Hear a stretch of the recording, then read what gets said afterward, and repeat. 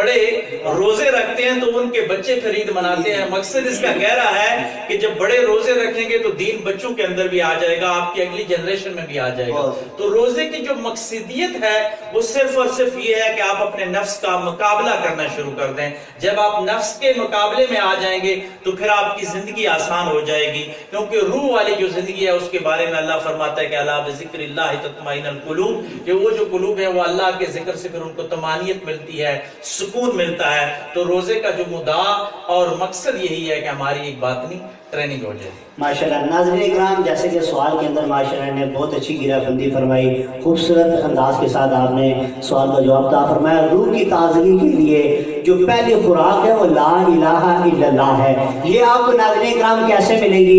یہ اللہ والوں کے پاس آپ جائیں گے، ان کی صحبت اختیار کریں گے، ان کے قدمین میں بیٹھیں گے، ان کی محفل اٹینڈ کریں گے، پھر جا کر آپ کو یہ غذا ملے گی لا الہ الا اللہ کی۔ جو دل آپ کا زنگ آلودہ ہو چکا ہے اس کو ختم کرنے کے لیے یہ غذا ہے لا الہ الا اللہ کی۔ ناظرین اکرام، میں انشاءاللہ مجھے بڑی خوشی ہو رہی ہے اور بڑا اطمینان ہو رہا ہے کہ ایسی ہستی الحمدللہ ہماری ٹرانسمیشن کا حسن بنی ہے جو ایک علمی شخصیت ہے الحمدللہ، اور ساتھ ساتھ اپنے مرشد کامی حضرت خواجہ خواجگان ابو الخیر پیر محمد عبداللہ جان سرکار رحمت اللہ تعالیٰ علیہ ونور اللہ مرکزہ کے منظور نظر ہے۔ یقیناً کیوں نہ ہو، ایسی ہستی سے جب باتیں سنی جاتی ہے تو میرا یہ اپنا عقیدہ ہے ان پر اپنے مرشد کامل شیخ کامل کی ڈائریکٹ نگاہ کرم ہوتی ہے اور فیض جاری ہوتا ہے۔ اسی فیض کو الحمدللہ ہم لے رہے ہیں اور آپ تک پہنچا رہے ہیں۔ ناظرین اکرام، میں دوسرے سوال کی جانب بڑھتا ہوں حضرت صاحب سے۔ میرا اگلا سوال یہ ہے کہ سال میں ایک دفعہ روزے انسان کے لیے کیوں ضروری ہے؟ اس پر بھی آپ کچھ تبصرہ فرمائے روشن۔ اس کو اگر میں نے آپ کے جو پہلا اس کا سوال تھا اسی کے ساتھ ریلیٹ کر کے بیان کیا ہے کہ سال میں ایک دفعہ انسان کے اندر جس طرح پریشر کورسز کے طور پر ہوتا ہے تو یہ انسان کے لیے بہت ضروری ہو جاتا ہے۔ اور میڈیکل سائنس کی بتاتی ہے کہ سال میں جو ایک دفعہ لوگ ایک ماہ کے اندر اتنی ٹائم فاقہ کرتے ہیں تو ان کی صحت بہت اچھی ہو جاتی ہے۔ مغرب میں دیکھیں تو فاسٹنگ کا ایک رواج شروع ہو چکا ہے، وہ لوگ عبادت کے طور پہ تو نہیں کرتے لیکن علاج کے طور پہ فاسٹنگ بہت سارے لوگ ضرور کرتے ہیں۔ اور ہمارے آقا دو جہاں صلی اللہ علیہ وآلہ وسلم کی اگر سیرت سے ہمیں جو بات نظر آتی ہے کہ آقا علیہ السلام کی بارگاہ میں ایک بادشاہ نے طبیب بھیجا، ایک شاہی طبیب تحفے کے طور پہ آیا کہ اس کو آپ رکھ لیں، مدینے میں اگر کوئی آدمی بیمار ہوتا ہے تو اس کا علاج کرے گا۔ کافی عرصہ ہو گیا، آقا علیہ السلام کے جو صحابہ تھے ان میں سے کوئی بیمار ہوا ہی نہیں۔ وہ کیسے بیمار ہو سکتے تھے جو نگاہ مصطفیٰ صلی اللہ علیہ وآلہ وسلم کے سامنے رہا کرتے تھے؟ نہ وہ روحانی مریض تھے، نہ وہ ظاہری مریض تھے، نہ وہ جسمانی مریض ہوا کرتے تھے۔ اگر ہوتی بھی تھی تو بارگاہ رسالت میں آتے اور ان کو شفا مل جایا کرتی تھی۔ بہرحال اس نے اجازت چاہی کہ یا رسول اللہ صلی اللہ علیہ وآلہ وسلم مجھے اجازت عنایت فرمائے کہ میں چلا جاؤں، یہاں کافی عرصے سے میں بیٹھا ہوں، کوئی مریض ہی نہیں آیا۔ تو آقا علیہ السلام نے فرمایا کہ یہاں کے جو لوگ ہیں، میرے جو صحاب ہیں، یہ تھوڑی بھوک جب رہتی ہوتی ہے تو کھانا چھوڑ دیتے ہیں، اس وجہ سے ان کو کوئی بیماری لگتی نہیں۔ یعنی طب کا بہترین اصول جو آقا علیہ السلام نے دیا وہ انسان کے لیے یہ دیا کہ تھوڑی بھوک رہتے ہوئے کھانا چھوڑ دیا جائے۔ اب جو روزے کا بھی بنیادی مقصد یہ ہے کہ ہم کفایت شاری کی طرف آئیں۔ آج کل ایک رواج چل پڑا ہے معذرت کے ساتھ، مادیت اس حد تک عروج پا گئی ہے کہ ہم اپنی روحانی جو عبادات ہیں اس کو بھی مادیت کے ساتھ ملا دیتے ہیں۔ وہ کس طرح ملا دیتے ہیں کہ پورا دن تو اپنے روزے میں رکھا لیکن سحری سے لے کر افطاری تک ہم یہ سمجھتے ہیں کہ کھانے کے علاوہ اور کوئی کام ہی نہیں ہمارا، ہم بس کھاتے ہیں، اتنا کھاتے ہیں کہ تھک تھک کے پھر کھاتے ہیں کہ پتہ نہیں کل کیا ہو جائے گا۔ تو یہ اسلام کا جو روزے کا جو پیٹرن ہے اس کے ساتھ کوئی اتنا مزاج نہیں رکھتا۔ آپ اگر حضور علیہ السلام کے گھر والوں کی بات کریں تو وہ کھجور یا پانی سے افطار فرما لیا کرتے تھے اور اگلی سحری بھی پھر اسی انداز کے ساتھ کر لیا کرتے تھے۔ جتنا آپ کم کھائیں گے اتنی آپ کی روح کنٹرول میں آئے گی اور اتنی آپ کی روح ترقی کرے گی، اتنا نفس آپ کا مرتا چلا جائے گا۔ تو سال میں انسان کی روح اور جسم کے لیے بہت زیادہ ضروری ہے۔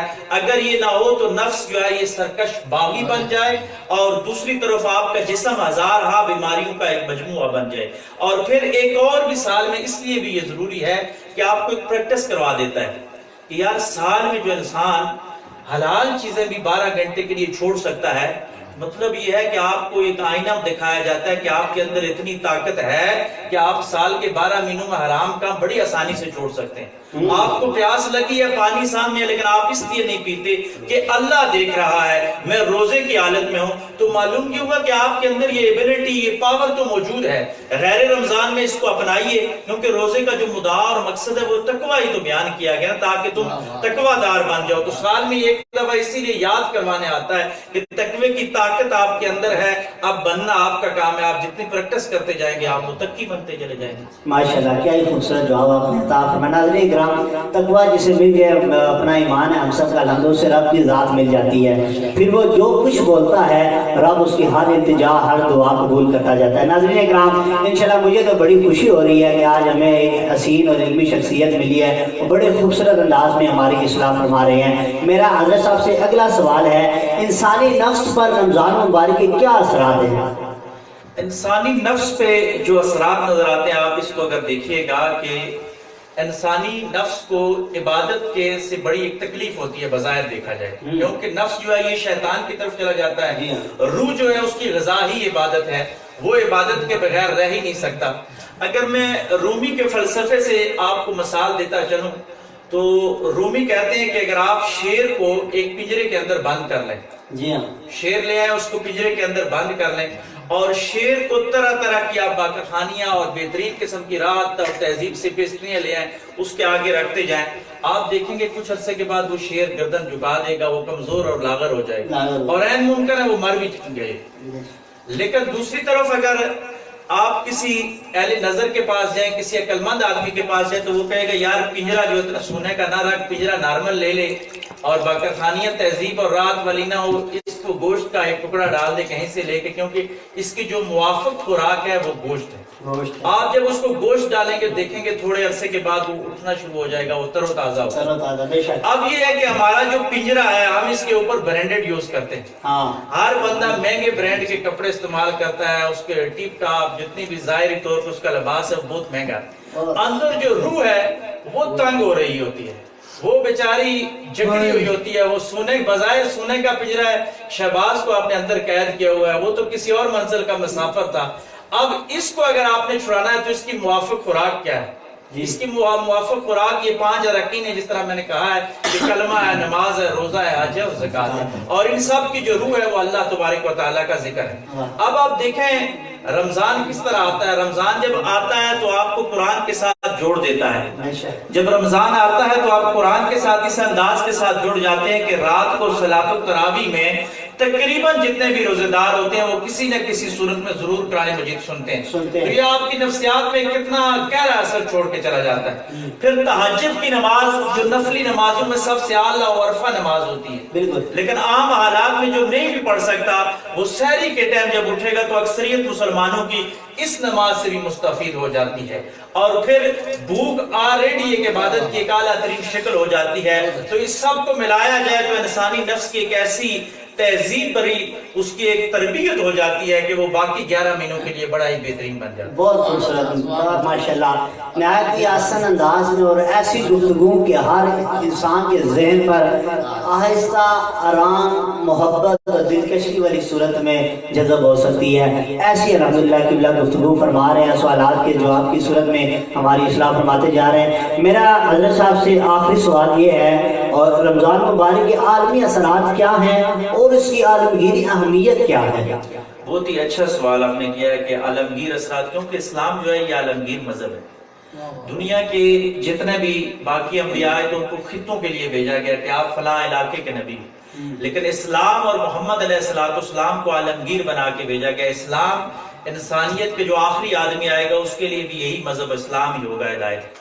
اب رمضان عالمی طور پہ کیا اثرات مرتب کرتا ہے، اس کو اگر میں ایک واقعے سے آپ کو سمجھاتا چلا جاؤں، پاکستان میں کل روز چینل میں بھی میں نے اس بات کا ذکر اس انداز کے ساتھ تو نہیں کیا، لیکن اس کتاب کے مصنف کا ذکر میں نے کیا تھا کہ قدرت اللہ شہاب رحمۃ اللہ علیہ نے اپنے واقعات لکھے ہیں، جس میں انہوں نے اپنی کتاب کو جمع کیا اور بڑے خوبصورت واقعات اس میں مزین ہیں جو تصوف اور صوفیزم سے ریلیٹ بھی بہت اچھے ہیں۔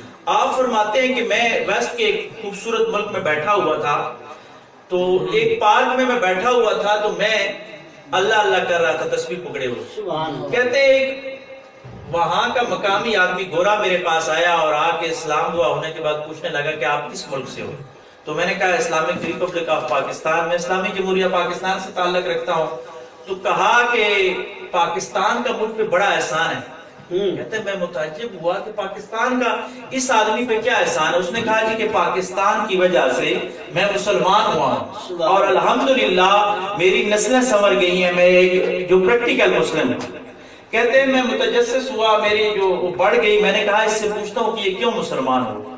کہتا ہے جی بات یہ ہے کہ میں بحری جہاز کا کپتان تھا. جہاز ہمارا کراچی کی بندرگاہ پہ آیا، لنگر انداز ہو گیا. میں عرشے کے بیڈ پہ نظارہ کر رہا تھا کہ لیبر جو ہے وہ اس کو ان لوڈ کر رہے تھے اور رمضان کا مہینہ تھا، گرمیوں کے دن